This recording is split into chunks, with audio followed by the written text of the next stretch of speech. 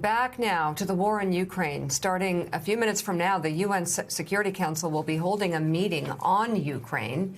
The U.S. ambassador says the discussion will focus on protecting Ukrainian civilians, dealing with food shortages, and further isolating Russia.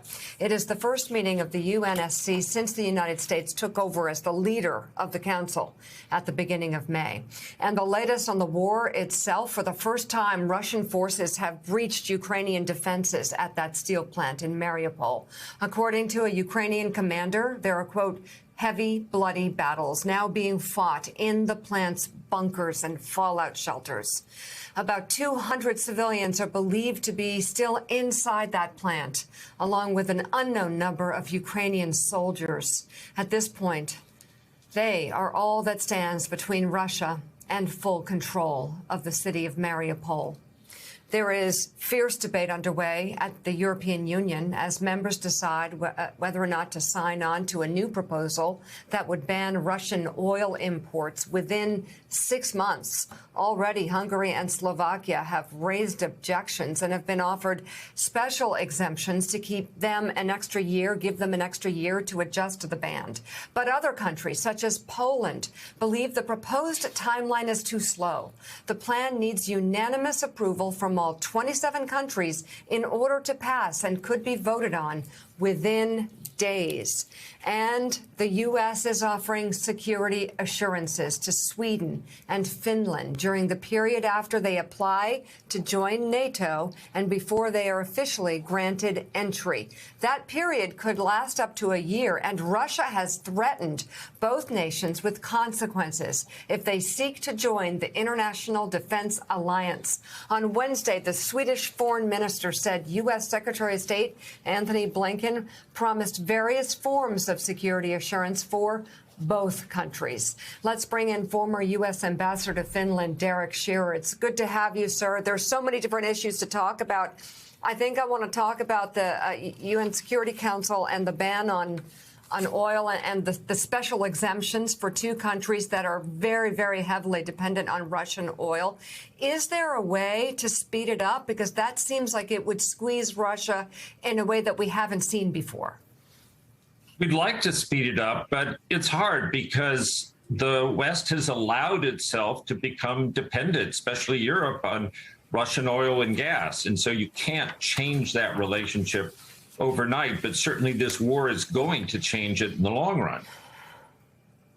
Yeah, Mr. Ambassador, could you explain to our viewers just what a dramatic step it would be for Finland to become a part of NATO? I mean, we've looked at wonder as Germany has changed their policy militarily for the first time, obviously, since '45.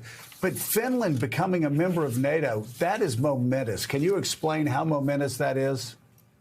Well, it is a big change, and it's, of course, the opposite of what Vladimir Putin wanted to happen. He wanted to weaken NATO. Instead, NATO is going to be strengthened by taking in Finland and Sweden. I was ambassador when Finland joined the EU, which became then the northern border of the EU with Russia.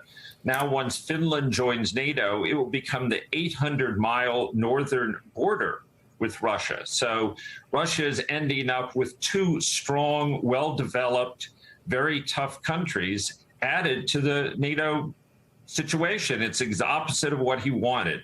And for Finland, who had to be neutral during the Cold War because of being on the Russian border, this is not a big change, but it's a significant change. Finland already has been using our F-18 Hornets, which they purchased when I was ambassador, and they've just decided to buy the new F-35s. They're fully interoperable with NATO, and they'll be a plus to the security of NATO.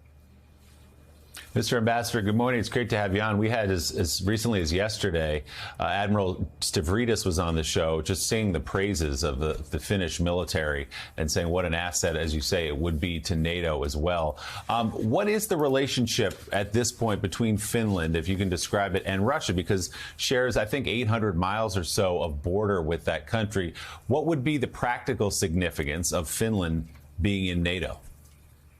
Well, the practical significance, I think, for the Finns is that now the Russians are going to threaten them. We don't know what's going to happen in this transition period, which is why some security guarantees from the U.S. are important for Finland and for Sweden. There might be some cyber attacks. It's hard to tell. But on the other hand, Russia knows that the Finns are tough. I mean, the Finns fought them in 1939 when the Soviet Union invaded. That's where the Molotov cocktail came from. It was invented by Finns to fight off the Soviet tanks. The Finnish army is well regarded. They've been part of Partnership for Peace since I was ambassador. And so it's not that Finland is a threat to Russia, but what Russia has done is become an added threat to Finland. And so now NATO is part of the new border in the north with Russia, and it's Russia's doing.